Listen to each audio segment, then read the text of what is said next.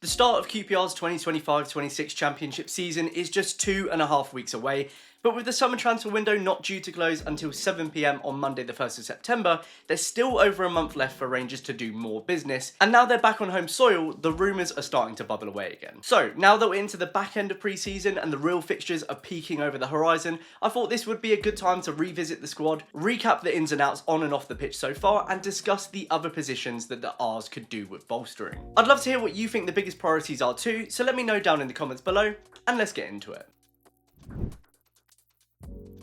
To kick off, let's first go over what's happened this summer so far, starting with the departures out of the club. In terms of the senior playing squad, all of Ronnie Edwards, Harrison Ashby, Yang Min-hyuk and Koki Saito returned to their parent clubs following the end of their loan spells in W12, while both Kenneth Powell and Lucas Anderson departed upon expiry of their permanent contracts. Morgan Fox and Jack Carlback are also free agents following the conclusion of their respective deals, though West London Sport reported less than a fortnight ago that the club was still in discussion with the pair while they assessed their options. Charlie Kelman and Elijah Dixon-Bonner could also leave the club permanently before the window closes, with Charlotte FC and Luton Town both submitting offers for Kelman this week, and Dixon-Bonner potentially in line for a move to Mark Hughes' Carlisle, having recently been on trial at Walsall. In terms of loans out of the club, 23-year-old goalkeeper Murphy Cooper has headed out for his 6th loan spell since joining the R's in 2021, this time joining Barnsley for a season-long stay in League One, having just signed a new contract with QPR. Right-back Haverton Santos has also been sent back out on loan after spending the second half of last season with Vitória, this time joining Gil Vicente in Portugal's top flight for the 25-26 season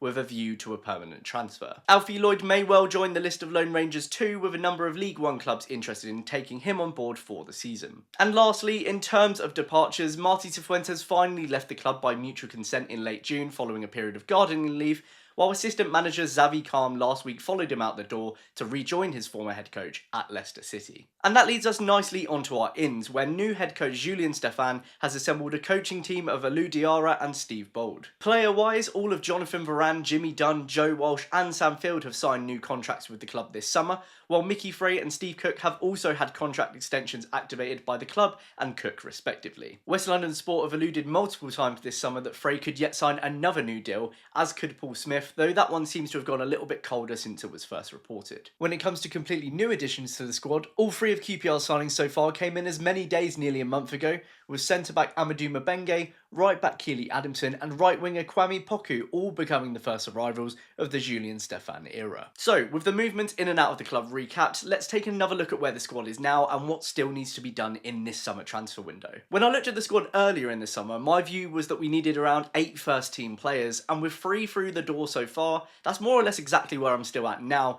because I think there's 5 profiles at least that we still need to fill. Now, you might notice that I've said 5 profiles there, not signings, and that's because I don't think we'll necessarily sign another 5 new players permanently. That's because some signings may be able to cover multiple roles, some profiles may be filled by players from the development squad as we saw last season, and given we have a maximum of 5 loans in a matchday squad, we will likely look to the loan market to fill at least a couple of these. Now, working our way from back to front once again, goalkeeper is instantly an interesting one because almost immediately after Clive from Loft for Words told Gab Sutton that he had a feeling that Nardi wouldn't be our number 1 next season, various outlets started to report that the Frenchman was being pushed towards the exit. Add to that the fact that Joe Walsh has featured more consistently throughout pre-season on the back of penning a new contract, and it seems like there could actually be some substance to this, though there has been talk of a hand injury for Nardi potentially playing into his limited minutes until Cardiff. If it's true, I have to say I really don't get this one personally. Nardi was by no means perfect last season, but he's a fair few levels ahead of Walsh right now. He's a great shot stopper, and unless he runs into a patch of particularly bad form, I don't think he deserves to be dethroned after just 1 season. Don't get me wrong, Walsh definitely has a lot of potential, but aside from the final match of the last 2 seasons and the odd cup game,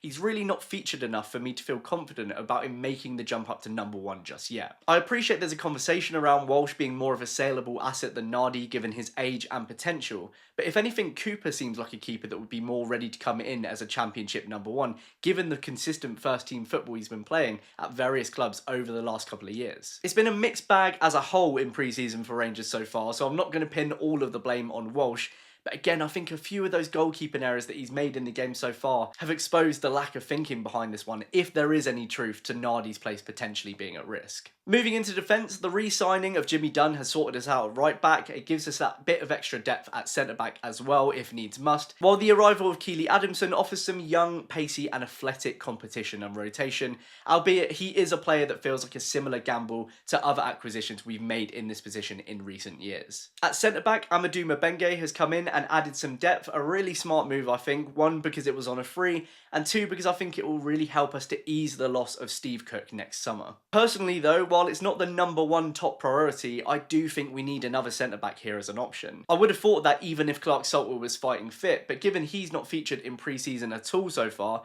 and given Cook is not likely to be as available as he was in his first season due to his plantar fasciitis injury last year, we're relying very heavily on Morrison and Mabenge already. If I'm being really greedy, it would also be ideal if that rotational centre-back was a left footer because we're looking incredibly right-sided there right now. Timothy Akindeleni has featured a few times in pre-season, so he may be in the conversation, but he is only 17, so I'd be surprised if he gets a permanent slot in that squad next season. A far bigger priority for me though is an experienced starting left-back. I really like that we're giving Lakesh and Escudina the chance to fight for a place this summer, and given he had a promising loan at Dundee and has just signed a new deal, Lakesh in particular I think is very deserving, having patiently waited for his chance. The trouble is, if neither of these players are up to scratch, which is really not impossible given their young age and inexperience, this would be a huge glaring weakness for other teams to capitalise on when playing QPR. Personally, my preference would be to bring in an experienced starting left back, have Lakesh as understudy, and get Escudina out on a good loan where he can get regular senior English football under his belt for the first time. And I suppose in an ideal world, that left back would probably be someone who could cover at centre back too. That kills two birds with one stone,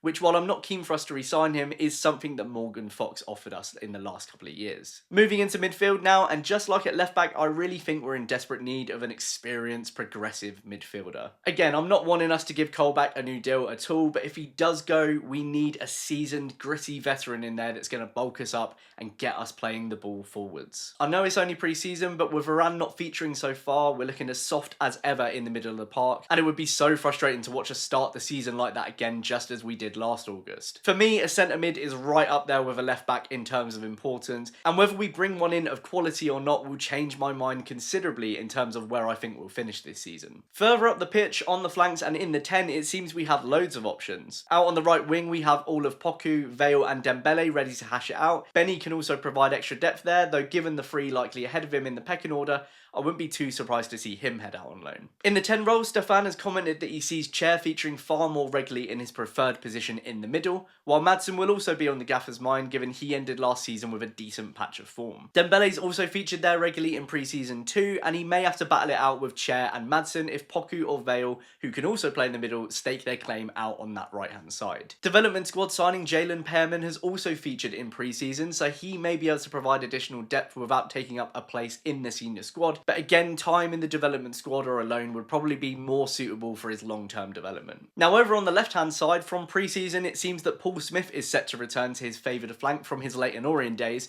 which makes sense given how padded we are over on the right now and our lack of an obvious starting left winger if Chair is going to be in the middle. But to be honest, if this team is to take a real step forward, we'd ideally bring in a more potent winger on this side, which to me feels like quite an obvious area for a loan, just as we did with Koki Saito last year. Emerson Sutton might be in that thinking for that role given he headed abroad with the squad to Girona and Perpignan, but again I think he would most likely benefit far more from a lower league loan rather than getting 5-10 minutes from the bench here and there. Lastly then, up top, with the club looking increasingly likely to cash in on Kelman and Lloyd due to head out on loan himself, I can't imagine I'll be alone in saying we absolutely must sign at least one striker before the end of this window. I know every team in the division is in the same boat, but like getting in an experienced midfielder, bringing in a better centre forward could well be the difference between a fair few league places. And given Frey and Colley haven't yet featured this pre-season and we still don't know what version of Sella we're getting until the season starts, we just can't go into yet another campaign with only 2 senior strikers in the squad if we have ambitions of finishing higher than 15th. Thankfully, the rumours have begun again and there are a few striker names popping up, which will presumably be funded by an imminent Kelman sale. So that's my take. I still think there's a fair bit of work to do, but how about you? How many do you think we need in and what's your biggest priority for this window? Let me know down in the comments below, and if you've enjoyed this video and you're new to the channel, please do hit like and subscribe as well, and maybe I'll see you next time. Cheers!